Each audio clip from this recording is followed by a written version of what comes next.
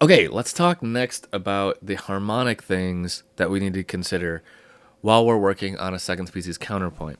And what we really mean by the harmonic stuff is the vertical stuff.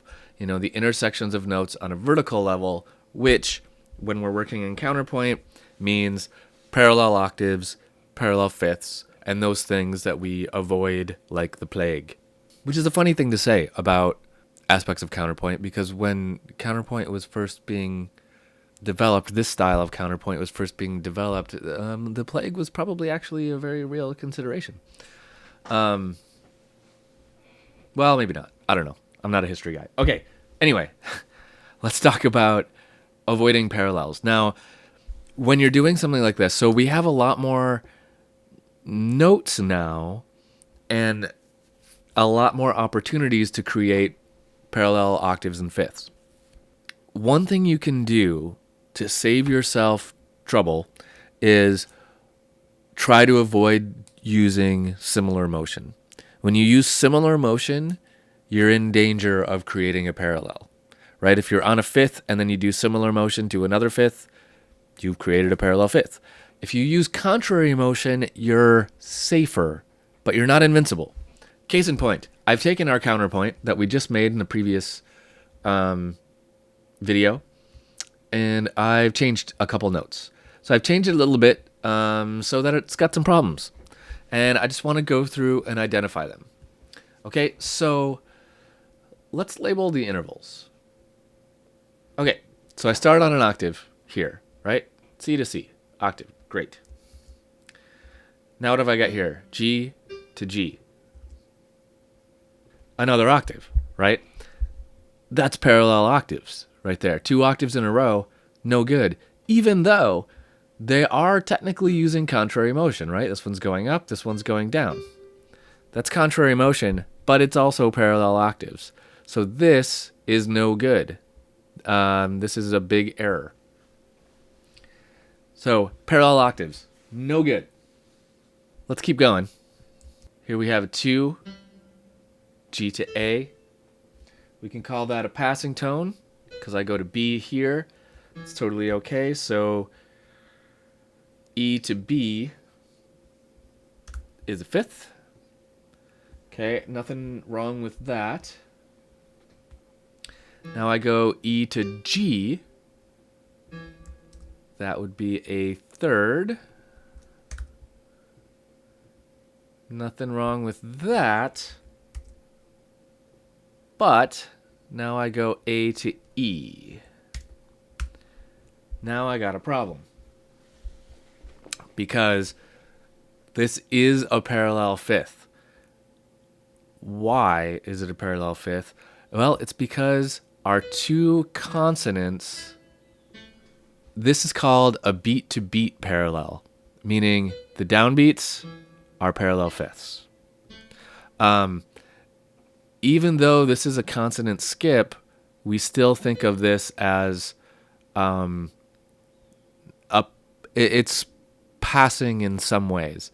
So 2 downbeats of a perfect fifth in a row are considered parallels. So this would be considered a parallel fifth here. No good. Another error. Now I've got another error in this. See if you can spot it by the time I get to it. I'm going to keep labeling my stuff here. So I've got an A to an A. That's an octave. Oops. There we go. So fifth to an octave. That's 2 perfect intervals in a row. That's not against the rules, but it's dangerous. I have red flags going off here. The easiest way to fix this would be to change this note. Then you would avoid the parallel fifth and the dangerous thing that is happening here. But let's just keep going. So I have a G to B. That is a third. And I have a G to G. That is an octave. An awful lot of octaves. But these 2 are not parallel octaves. These are okay. It's a lot of octaves, so it's not great, but these two are okay because they're on the offbeat, the unaccented portion of the measure, and that can be allowed. So that is not a parallel octave in that case. Okay, now we have an F to an A. That'll be a third. An F to a B. Same thing as before, right? I didn't change that. So that's our tritone. We'll call it an augmented 4. Oops. Augmented fourth. That's how we label that. And that's okay by itself because it's passing. Step in and step out. That's all right. Now we have an E to a C. So we're going to call that a sixth. E to an E. Call that an octave because it is. And now I have a D and a D. What did I just make?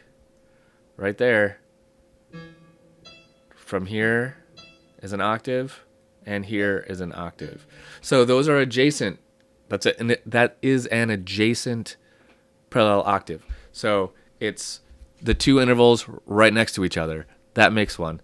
Also, the note to note makes them, and you skip that in between note, but that in between note does count. The second half of the beat does count when we are right next to two of the same interval. Parallel octaves, no good, right there. However, it gets worse. I think, if I did it right. Let's do one more here. B to D is a sixth.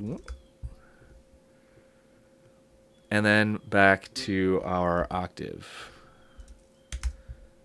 Do you see the last one? There's one more in here. It is here to here.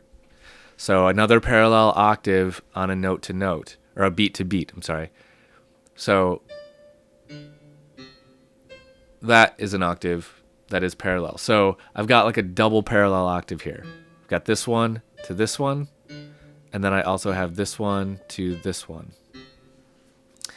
So there's a bunch of stuff wrong with this, but that's what we have to watch out for. And those are the rules behind how parallel octaves and fifths work. Now, let me point out something here. Why don't we like parallel octaves and fifths? This is interesting to note. Perfect intervals have a really thin sound. Like they fit together just perfectly, which is why they're called perfect intervals. And they sound thin. So when you're writing a counterpoint, you always are hearing two notes, right? But when you hit those perfect intervals, it feels like everything thins out. And that can be okay. But if you do two in a row, then it really feels like things thinned out, and it just doesn't sound good. Now, to our ear, these kinds of intervals, these kinds of perfect fifths and octaves that like have a note in between are a little harder to hear. But, you know, back when this was much more common, people were more sensitive to hearing these kinds of things. Let's hear what we got here and see if you can hear the parallel octaves and fifths. Pay special attention, I guess, to this first one and these last two. And just see what you think. See if you can hear the badness in it.